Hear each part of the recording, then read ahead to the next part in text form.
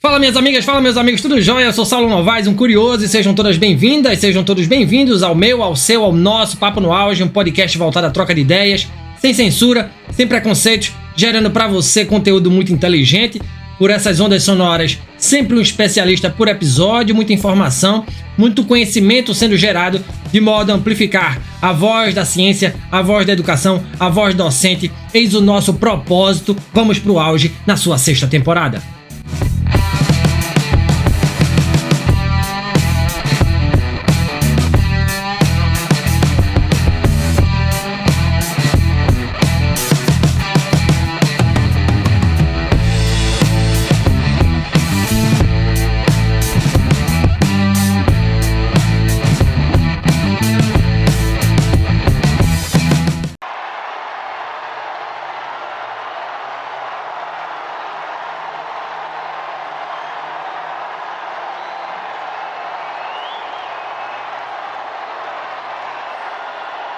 A transição de um papa para outro é um momento de grande significado para a Igreja Católica, marcado por rituais seculares e intensa expectativa dos fiéis.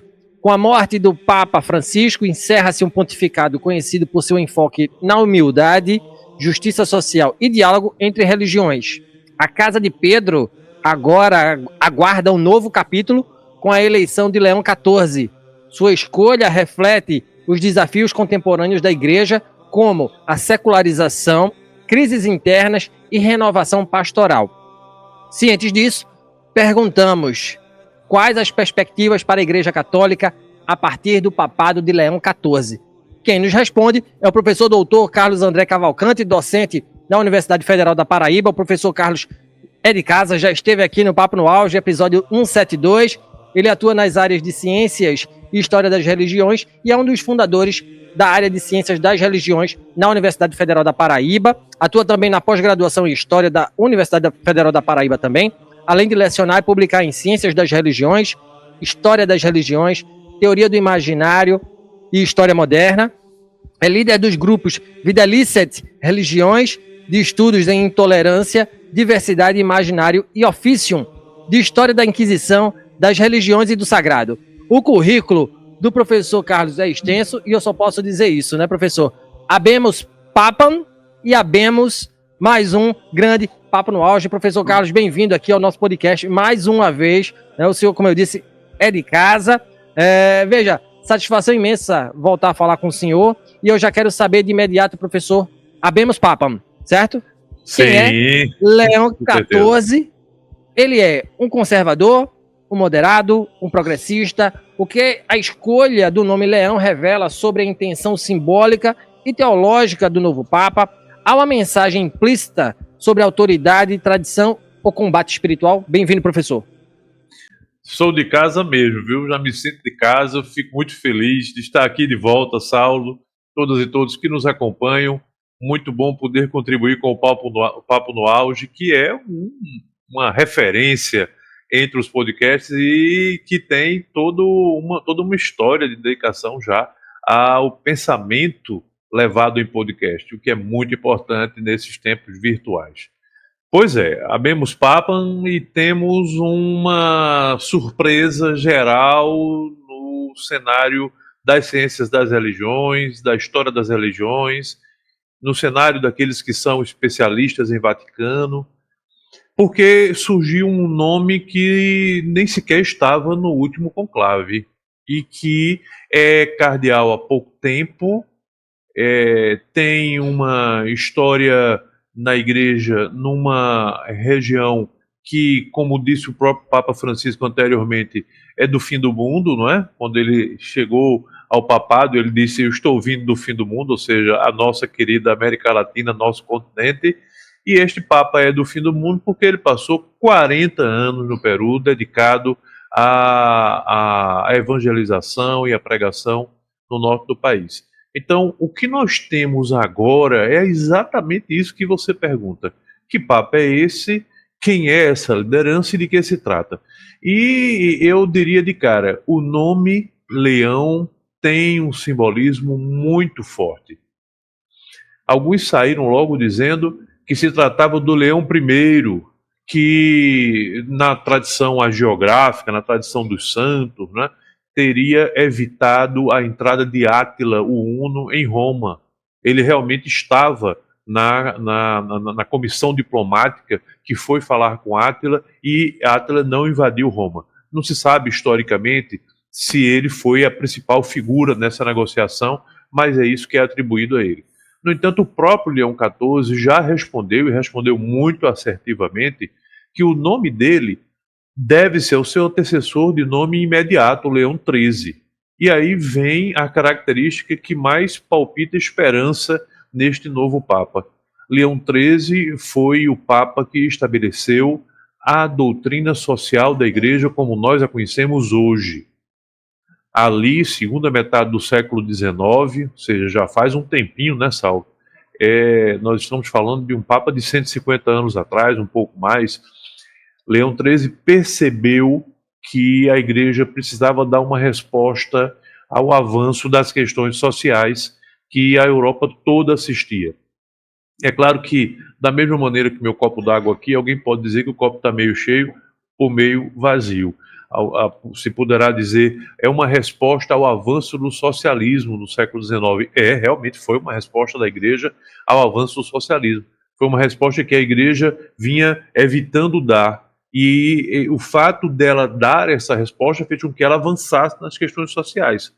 É a encíclica Rerum Novarum, que considera que é dever do cristão, inclusive empresário, cuidar bem das relações sociais e das relações de trabalho. Então, a empresa deve observar como estão essas relações de trabalho, tanto na renda, ou seja, no salário que se paga, quanto na qualidade de vida. E também aí se pode observar o sentido do copo cheio. A igreja deu um pulo extraordinário. Estamos falando de uma instituição que ainda no século XIX, no século XX nem tanto, não? E ultimamente, definitivamente, isso não ocorre mais. Mas ela fazia parte dos quadros principescos. Ela estava nas monarquias. O próprio olhar de Karl Marx a respeito disso, em meados do século XIX, portanto antes do Papa Leão XIII, é apontar os religiosos os cristãos, não só os católicos, mas os cristãos como um todo, como aliados dos senhores, e eram realmente aliados dos senhores, não há a menor dúvida disso. Então, Leão XIII é um avanço na doutrina social. E ainda há aqueles que digam, não, mas isso não teve repercussão nenhuma. Teve. Vários episódios aconteceram mundo afora e a principal repercussão é dentro da igreja. Mas aqui, por exemplo, na nossa região, eu citaria a figura do tenente da Catende, com esse nome um tanto simbólico, né? É um simbolismo meio militar, mas ele era um empresário. O tenente da Catende era proprietário da usina Catende. Ele aplicou diretamente a encíclica Rerum Novarum e a Catende explodiu em qualidade, foi a maior produtividade, a maior produção, enquanto ele assumia gastos que antes os usineiros consideravam um absurdo, como, por exemplo, colocar telha na casa das pessoas ao invés de palha, né? Esse pequeno direito óbvio que hoje nós reconhecemos imediatamente. E outros, não é? Há uma versão na biografia da princesa Isabel de que ela foi influenciada numa decisão de abolição da escravatura muito limitada, cheia de problemas, que não incluiu o destino dos pretos escravizados, não incluiu nenhum direito social, não abriu o direito dos pretos terem direito à terra, que era algo proibido no Império, e gerando toda essa insegurança social que o Brasil tem hoje, mas parece ter sido, segundo esses biógrafos, também uma influência dessa nova doutrina. Então, Leão XIV está marcado ali. Mas tem sempre um mais, né? Tem sempre um porém. Ele de um ponto de vista teológico, você perguntou e perguntou muito bem. Ele é um conservador, ele é um moderado, ele é um progressista. Para mim, a melhor definição dele com o tempo será de um moderado. Ele não é um progressista como foi Francisco. Por que Francisco foi progressista? Porque ele avançou nas questões sociais, denunciando os excessos do capitalismo dentro da igreja, esse é o termo, né? Denunciar os excessos do capitalismo, a crueldade quando a coisa se torna desumana na exploração do trabalho, é assim que funciona o sentido da crítica social dentro da Igreja Católica, mas ele também fez avanços na questão moral. Por exemplo, a bênção para os casais LGBTQIA+. Essa bênção, para boa parte dos teólogos católicos, significa o mesmo que um casamento. Este novo Papa tem uma percepção acerca de questões morais, de questões familiares, mais conservadora. É verdade que, quando ele chegou no Chiclayo, a diocese dele no Peru, ele encontrou um grande dilema, que era a disputa entre padres da teologia da libertação e padres conservadores. É importante lembrar que foi lá que nasceu a teologia da libertação. E ele não entrou tratorando a teologia da libertação, como aconteceu recentemente na história da Igreja, com João Paulo II e com Bento XVI, dois ultraconservadores. Não, ele não fez isso. Ele fez um acordo de convivência.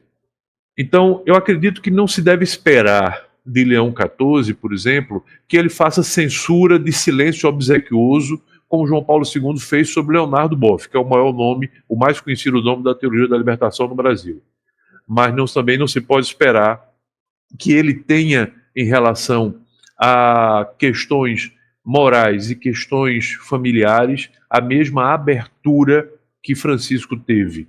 E isso é complicado, porque nos dias de hoje, ele afirmou agora há pouco, não é, que a família é o homem, a mulher, os filhos. Pois é, essa afirmação nos dias de hoje, por exemplo, em termos demográficos no Brasil de hoje, isso é muito complicado. Muitas famílias não são mais assim. E não é só aqui, na Europa, nos Estados Unidos, ou seja, no mundo ocidental, nos países mais cosmopolitas, eu ouso incluir o nosso querido Brasil entre eles, né? Nos países mais cosmopolitas, mais modernizados, isso não é mais assim. Então a questão que fica, será que isso vai significar não reconhecimento de avanços com as mulheres, como fez Francisco, que nomeou para cargos importantes muitas mulheres? Será que isso vai significar mais problemas para os divorciados católicos? Será que isso vai significar o retorno de uma recusa em relação a bênçãos para os LGBTQIA+. Então, claro, a gente não tem como ter uma bola de cristal, mas eu diria que Leão XIV vai evitar o recuo, mas não avançará nem 1 milímetro a mais. É a minha impressão, é a minha avaliação. E onde ele puder, imprimirá aquilo que é uma característica dele. Teologicamente, ele é mais doutrinário, ou seja, não é tanto o fenômeno religioso que bate forte no coração dele, mas a doutrina que a Igreja Católica desenvolveu ao longo da sua história. E enquanto tal, se ele é mais doutrinário, ele muito provavelmente vai significar uma aproximação nesse campo moral e familiar com os conservadores, mas ao mesmo tempo não vai se aliar com o grande capital, como fez, por exemplo, João Paulo II, que era, com todo respeito aos católicos e às católicas que nos acompanham, mas era uma vergonha do ponto de vista estratégico, aliado a Margaret Thatcher, aliado ao neoliberalismo mais duro do seu tempo, sem saber discernir, ele polonês, não é? Karol Wojtyła era polonês. Ele não soube discernir entre o domínio soviético sobre o seu país, que ele combatia, e o direito dos trabalhadores a melhores condições de vida. Ele nunca soube discernir, ele jogava a água fora com o neném. Ele misturava as duas coisas. E por isso se tornou um papa apoiador do neoliberalismo. Eu acho que para o campo social, o Leão XIV vai manter e talvez até avançar um pouco nas questões sociais. E você me permite um outro ponto. E nas relações internacionais? Eu me pergunto, será que Leão XIV está telefonando para a paróquia de Gaza, como Francisco vinha fazendo às 19 horas todos os dias, para tentar dar um alento aos palestinos cristãos, que a gente pensa muitas vezes pela mídia que todo palestino é muçulmano? Não, tem de tudo lá. Os muçulmanos são a maioria, mas há outras. Para os palestinos cristãos que enfrentam um genocídio, será que ele está ligando? Será que ele está se importando com questões de outras partes do mundo em guerra? Então, essa parte das relações internacionais também é importante, porque não podemos esquecer, o Vaticano é um Estado. É um Estado. E enquanto Estado, ele tem direito até a ser observador na ONU. Portanto, há um peso político enquanto Estado. Professor, muito massa essa sua fala inicial e me dá mote para fazer algumas outras perguntas para além do nosso roteiro, né? Para além do nosso roteiro. E Claro. vou ousar fazê-la, né? Vou ousar fazê-las pegando o gancho da sua fala. Como é que a gente pode entender essa eleição no contexto das tensões internas da Cúria Romana? Quais interesses geopolíticos, tá, teológicos e institucionais podem ter influenciado, por exemplo, a escolha de Leão XIV e o quanto o conclave ainda é um espaço de disputa de poder? Vou além. Por que esse discurso religioso, quando a gente pega, por exemplo, essa fala do Papa Leão XIV, que diz que a família é composta por homem, mulher e filhos, por que isso tem tanto impacto na vida das pessoas, mesmo aquelas que não se dizem católicas? Pois é uma ótima pergunta. Deixa eu começar pelo final. Por que é que esse discurso conservador tem tanto impacto? Porque esse discurso serve à produção. Ele serve ao capital. Ele serve diretamente aos interesses do capital. Ele tem um papel tanto na herança quanto na distribuição entre renda e lucro. Veja, por exemplo, que com o avanço da mão de obra feminina, o capital não somou 2 salários na família. Isso é muito importante se perceber. A gente pensa que ele somou, mas ele é muito habilidoso, é muito ladino. Mas basta ver o poder de compra. O poder de compra do salário, quando a mulher ainda não trabalhava, anos 40, trabalhava uma ou outra, né? Mas em geral não trabalhava. Anos 40, anos 50, de 45 para trás não vale porque o Ocidente estava em guerra, né? Estamos falando do Ocidente. Mas anos 40 e 50, o poder de compra do salário do homem era equivalente ao poder de compra atual do salário do homem mais a mulher. Isso acontece na maior parte dos países capitalistas. Então, existe um interesse muito pesado. E aí, o que acontece? As pessoas não têm noção disso, realmente não têm consciência disso. Mas os meios de comunicação, os terapeutas, as relações familiares, todas passam a repetir isso, porque isso é muito divulgado, porque tem muito interesse por trás. Então, esse é um ponto muito difícil de mudar, e por isso a luta moral, a luta por uma transformação na rigidez moral da sociedade é tão importante para as nossas sociedades. Porque ao fazer essa luta, nós estamos também denunciando as formas de dominação que obrigam as pessoas a cederem os seus corpos à dominação. Ou seja, há um lado, e aí eu lembro Foucault, não é, para os estudantes, para as estudantes que nos acompanham, há um lado em que o domínio do capital é também o domínio do corpo, é o domínio do prazer. E nesse ponto existe muita hipocrisia, muita cara de pau, para dizer que acha uma coisa que na verdade nem acha e às vezes nem vivencia, mas que diz respeito a esse interesse. E aí eu me pergunto, se não fosse o interesse material, como é que estariam agora essas questões? Será que haveria tanta defesa desses pontos? Eu acredito que não.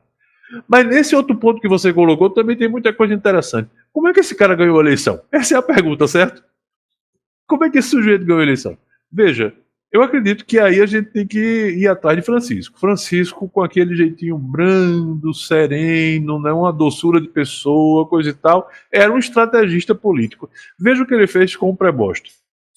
Ele nomeia preboste cardeal, aguarda um pouco, depois chama preboste para a cúria, para trabalhar com ele no Vaticano. E o que é que ele entrega a preboste? Ele entregou a congregação dos clérigos, ou seja, preboste no concílio, no conclave, melhor dizendo, era o único cara conhecido por todo mundo, porque 2/3, um pouco mais de 2/3 dos cardeais são novos, nunca estiveram em nenhum conclave. E a maioria deles foi nomeada por Francisco. A única pessoa que os recebeu no Vaticano nas suas nomeações foi preboste, que afinal dirigia a congregação clerical. Então, na hora de uma eleição que é para ser feita em 2 ou 3 dias, que hoje o conclave é assim. Já tivemos conclave no século XIV que durou quase 3 anos. E só acabou porque os católicos quebraram o telhado, estava no inverno, hein? Quebraram o telhado e impediram a chegada da comida. Então, com frio e com fome, os cardeais elegeram um novo papa. Então, hoje é o contrário, você não pode ter um conclave longo, até porque existem as questões de gestão orçamentária. O Estado do Vaticano é um Estado em crise financeira. O que é que Francisco fez? Ele adiantou o reconhecimento de alguém nesse campo totalmente novo, com nomes desconhecidos, onde pela primeira vez na história os cardeais tiveram que usar crachá, porque eles não sabiam os nomes uns dos outros. E além disso, Francisco, veja que o legado de Francisco tem muita coisa positiva. Francisco aumentou em quase 30 o número de cardeais de lugares que antes não tinham representação cardinalícia, e incluiu em grande número cardeais do sul global. Então, você tinha nessa brincadeira, por exemplo, o cardeal Tagle, de família chinesa, cardeal filipino, de nascimento filipino, mas de origem chinesa a família, cardeal de Manila, que era a minha torcida. Eu queria ver Tagle papa, porque Tagle tem uma posição altamente progressista em todos os assuntos. Tagle tem um olhar avançado dentro da Igreja Católica. Ele chegou, inclusive, a peitar o próprio Congresso Nacional do país dele em relação às questões do capital e da moral. Então ele tem toda uma percepção do mundo, mas Tagle não deve ter tido muitos votos, ou talvez não tenha tido nenhum. Não se sabe. Então, quando Francisco lança essa circunstância, elege um Papa que é, ao mesmo tempo, latino-americano na prática e norte-americano de nascimento. Isso já é outro assunto muito interessante. Veja, o senhor me dá brecha mais uma vez para falar de um tema que eu particularmente eu gosto muito, que é o marketing, né? Eu gosto muito dessa até porque sou formado em administração, né? E querendo ou não, quando a gente divulga podcast, divulga vocês, professores, a gente também está fazendo marketing, a gente está usando estratégias de comunicação. O Francisco, o senhor falou que ele era um estrategista, né? Sim. Eu vou usar um outro termo, ele era um grande marqueteiro. Ele era um grande marqueteiro.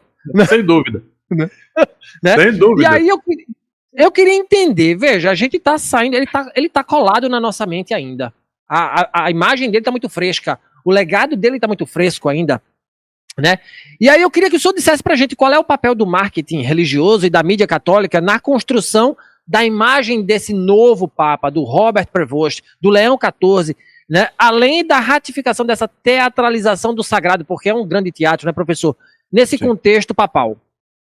Olhe, se um Papa nos dias de hoje acreditar que pode ser fechado em copas, sentado lá no Vaticano, ele está redondamente enganado.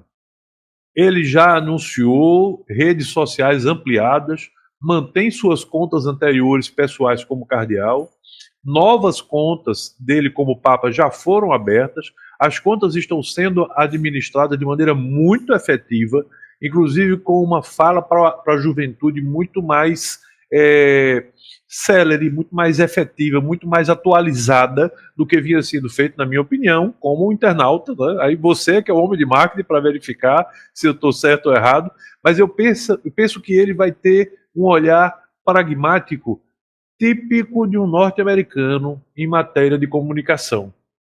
Ele tem 40 anos de América Latina, mas é norte-americano. Agora, no fato de ser norte-americano também tem um dado, viu, que eu vou comentar já já. Então, em termos de marketing, um Papa hoje não é só o ritual. Um Papa hoje não é só o conjunto das falas, o conjunto daquilo que está previsto no cerimonial papal. Não. Um Papa hoje é um líder moral que só faz sentido e só mantém o poder que o Vaticano tem porque ele é capaz de falar para um número grande de pessoas. 1 bilhão e 400 milhões de católicos. É simplesmente uma igreja imensa. Imensa, a maior do mundo, a maior da história. Mas isso não significa que ela terá a mesma fala se não houver uma liderança papal que se expresse claramente e que atue. Eu acho que ele vai viajar muito, Acho que ele vai buscar essas regiões pouco atendidas e vai procurar dar voz à África e à Ásia. A África que se manteve com uma certa importância nesse conclave, com seus líderes ultraconservadores, viu? Não se deve enganar. Os líderes africanos são ultraconservadores em todos os assuntos. Os líderes católicos, os cardeais católicos africanos, que a gente às vezes tende a idealizar um pouco a África afinal, uma história de sofrimento, dor, colonização e brutalidade, mas a gente tem que ter um certo pragmatismo de perceber qual é o perfil das lideranças africanas, ultraconservadores. Eu acredito que ele vai em busca desses lugares onde tem crescido o catolicismo, que é nesses continentes, além da América Latina, mas principalmente nesses dois continentes. Agora, o fato de ser norte-americano, se você me permite comentar, eu gostaria de dizer que existe aí um dado muito importante da política interna da igreja. Quando Francisco aposta em preboste, é um cardeal de nascimento norte-americano, mas não é um cardeal norte-americano, ele é um cardeal peruano. A nomeação dele é peruana. Ele tem cidadania peruana, ele tem dupla nacionalidade. E por que isso é importante? Porque isso tira a força do clero norte-americano dentro do próprio conclave. Tirou agora e vai tirar no futuro, porque já temos um Papa norte-americano. Então o próximo não precisa ser norte-americano. E por que isso? Os norte-americanos têm um alto nível de antipatia entre os diversos cardeais do mundo afora.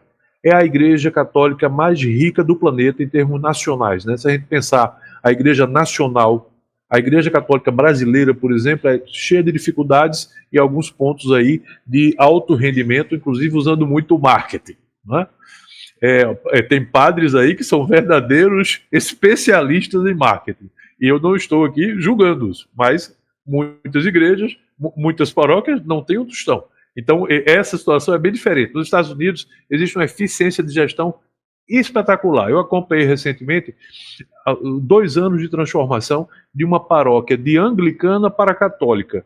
A paróquia anglicana quebrou, não dava para manter, um templo imenso, e 2 anos depois, já sob controle católico há 2 anos, ela é de um rendimento extraordinário, dando lucro, dando retorno, e também não estou aqui demonizando o lucro, o dinheiro nesse caso, porque inclusive essa paróquia tem recursos para os povos originários, etc. Tem uma série de ações sociais também para sem-tetos, né? Uma série de coisas. Mas o fato é que essa igreja de gestão mais especializada norte-americana preocupa muito os europeus, preocupa outras regiões do planeta, porque a tendência da hegemonia norte-americana, como nós sabemos como latino-americanos muito bem, é o controle absoluto, não é? É a doutrina do povo escolhido. Então ele consegue aí evitar que esses excessos de força financeira não ocorram. E esse tipo de força financeira mexe com o conclave. O Ratzinger, eleito Bento XVI, teve uma série de ações pelo mundo afora, com recursos financeiros, fazendo um marketing de presença efetiva. Jantares, viagens, hotéis, eventos, etc., que depois, evidentemente, repercutiram no fato dele se tornar Papa. Então, não devemos ter, em relação à Igreja, uma ilusão de santidade. Porque aqui nós estamos falando de ciência, estamos falando de história, estamos falando de ciência das religiões. Não, esses grupos sociais são grupos sociais.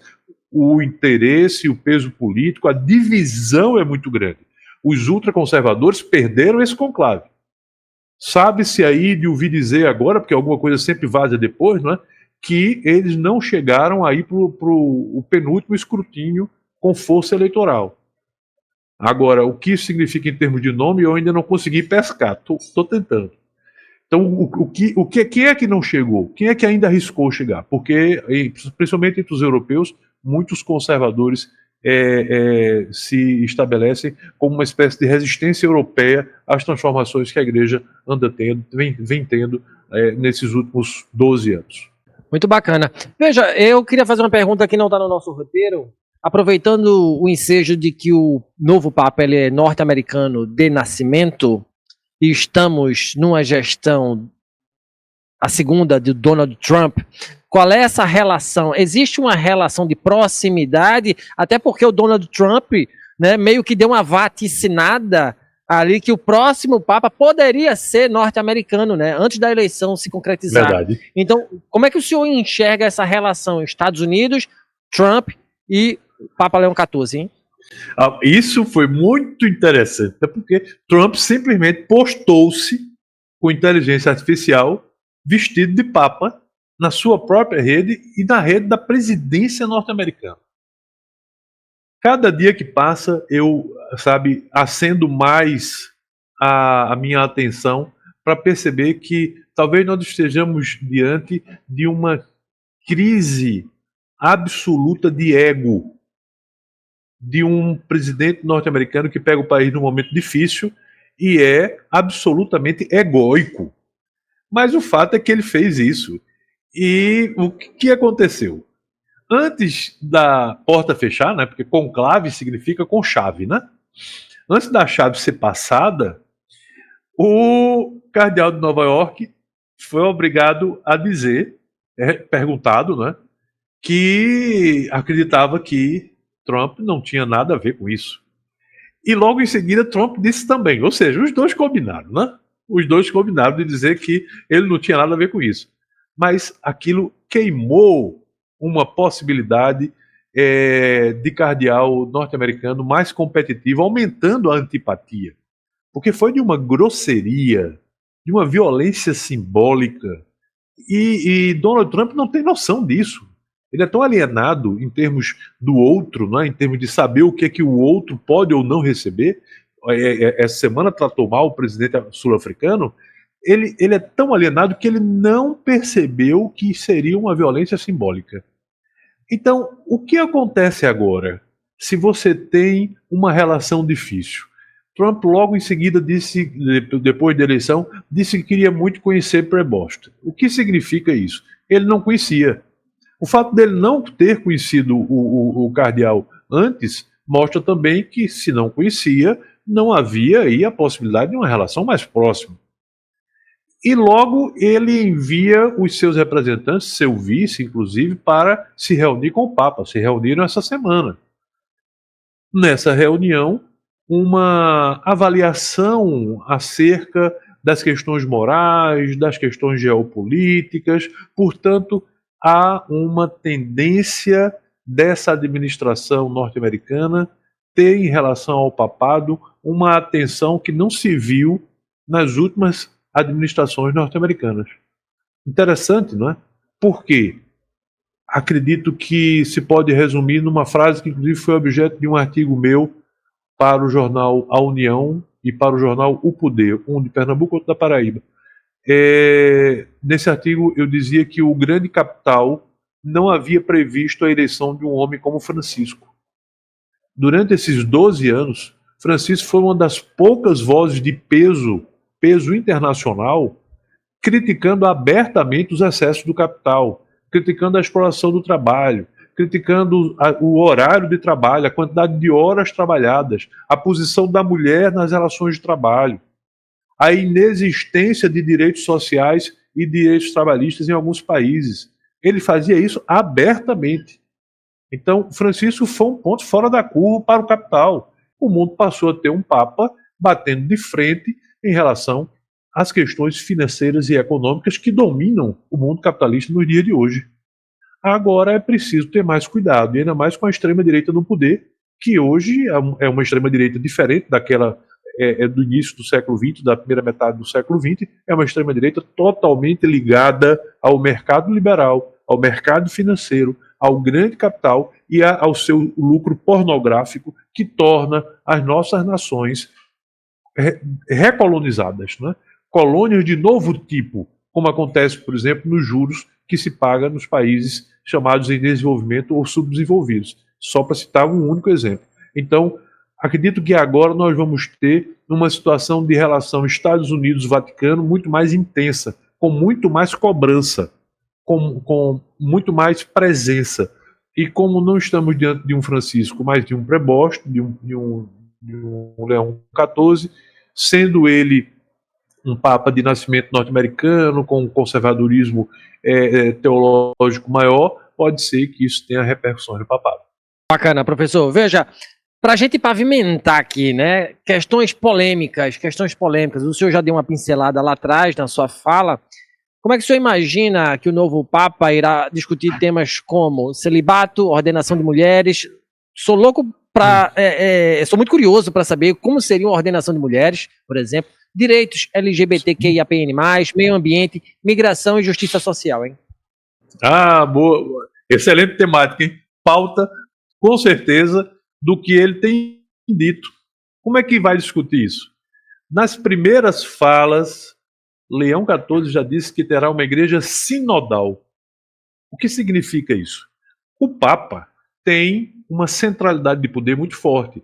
O papado é uma reprodução da posição do César romano, né? Eu até uso um termo que é o cesarismo papal. É uma reprodução do César romano. É um regime absolutista. Mas os papas, há muito tempo, não exercem de maneira absolutista os seus papados.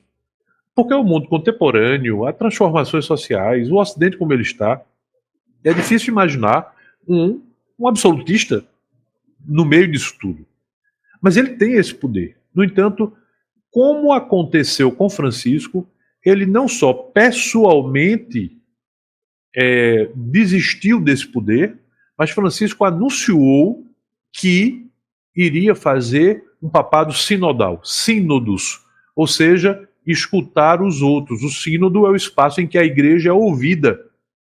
Até mesmo os leigos, não só os clérigos, mas os leigos da igreja são ouvidos. Então, se Leão XIV vai exercer um poder sinodal, todos os temas que você apresentou agora são temas a serem ouvidos em sínodos. Então, vamos começar pela ordenação de mulheres. Hoje se sabe que o Concílio Vaticano II, no início dos anos 60, chegou a discutir o assunto e veio uma ordem superior para parar a discussão. Porque, se colocar em discussão, a exclusividade masculina não tem defesa. Ela não tem base. Ela é uma criação de meados da Idade Média, e aí é uma reforma esquecida nos estudos de história, não dos historiadores acadêmicos, mas dos estudos de história para a grande massa, para a população. A reforma do século XIII é a reforma que vem com a Inquisição é daí, vem com a clausura das mulheres e vem com a obrigatoriedade dos termos de herança para dentro da igreja. Os homens são os únicos que podem exercer os principais cargos. As mulheres são enclausuradas, são fechadas à chave, não podem mais lidar com o mundo. Eu cito um exemplo, um século antes, nem tanto um século, algumas décadas antes, no século anterior, no século XII, a Santa Hildegarda de Bingen era uma líder de um grande convento feminino, onde as mulheres cuidavam das comunidades e cuidavam também da saúde feminina. É no século XIII que a saúde feminina, o que nós chamaríamos hoje de uma saúde ginecológica, passa a ser tão tabu, passa a ser objeto de tanto preconceito que as mulheres não podem mais cuidar das mulheres. E aos poucos vão surgindo os ginecologistas homens, ginecologistas usando a terminologia atual, né? Mas aquelas pessoas que conheciam as práticas a serem utilizadas. Então, isso é um exemplo.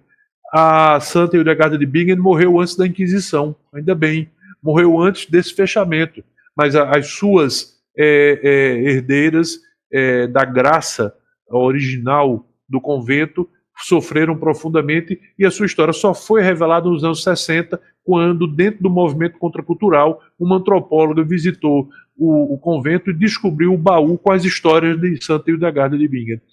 E aí veio à tona uma mulher maravilhosa que tinha uma capacidade mítica fantástica e mística também, e ao mesmo tempo dava à mulher a dignidade que ela deve ter. Então, para a mulher, eu duvido que haja avanços. Acho muito complicado que ele fale nesses avanços. Agora, será que ele vai retirar as mulheres que estão aí em cargos importantes deixadas por Francisco? Ele já retirou alguns homens, não é? Inclusive, numa dessas retiradas, ele andou colocando conservadores no lugar. Será que ele vai tirar essas mulheres? É uma boa pergunta. Mas vamos à questão da comunidade LGBTQIA+, que eu já citei anteriormente. Eu acho que o ponto principal a ser observado é o que vai ser feito dentro da igreja, com as pessoas LGBTQIA+. Como vai ficar a formação dessas pessoas, o acesso dessas pessoas dentro da própria Igreja Católica. Porque para fora da Igreja Católica, mesmo que um Papa fale muito, pregue muito e peça muito, é difícil imaginar que ele consiga ter hoje um poder tão grande ao ponto de flexionar o pensamento atual que se tem a respeito desse assunto, que é um pensamento, pelo menos nos países a que eu me referi, os países ocidentais mais cosmopolitas, de abertura. E sobre a ecologia, eu acredito que ele terá a obrigação moral de manter os avanços da pauta ecológica que Francisco deixou.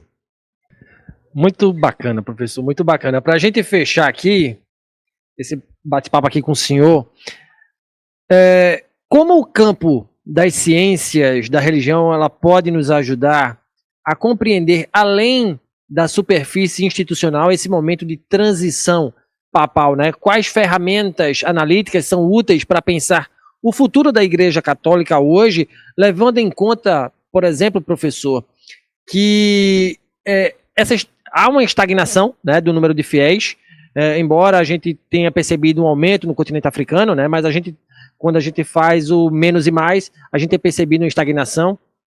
A gente tem visto secularização, aumento da influência de outras religiões e mudanças demográficas. Aliás, para onde caminha a fé católica a partir de agora, hein?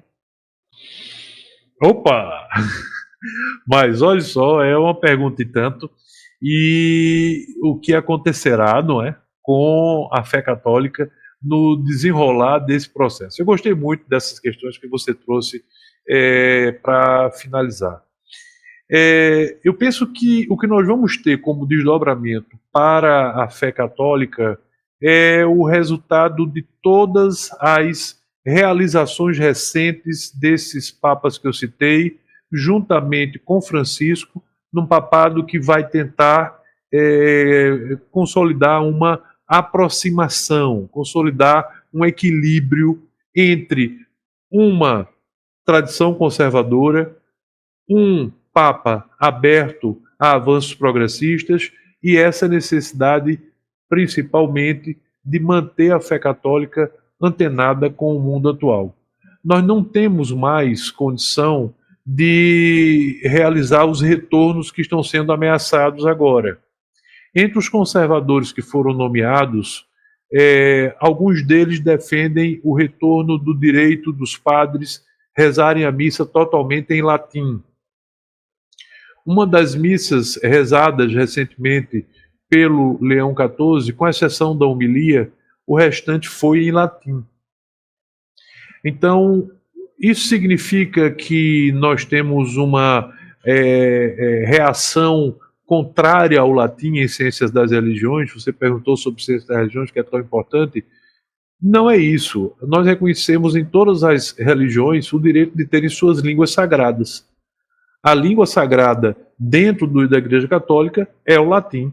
Ninguém está questionando isso. É um direito dela. Mas é o fato de que todo o universo de desenvolvimento do cristianismo, desde a Reforma Protestante com Lutero, com a utilização das línguas modernas, as línguas que a gente fala, português, o inglês, o alemão, o francês, o espanhol, todas elas estruturadas na Idade Moderna, já existiam enquanto línguas avulsas, mas foram gramaticalmente organizadas na Idade Moderna. Essas línguas modernas não são mais passíveis de uma comunicação fora delas nessas nações. Será que é possível uma comunicação em latim na África?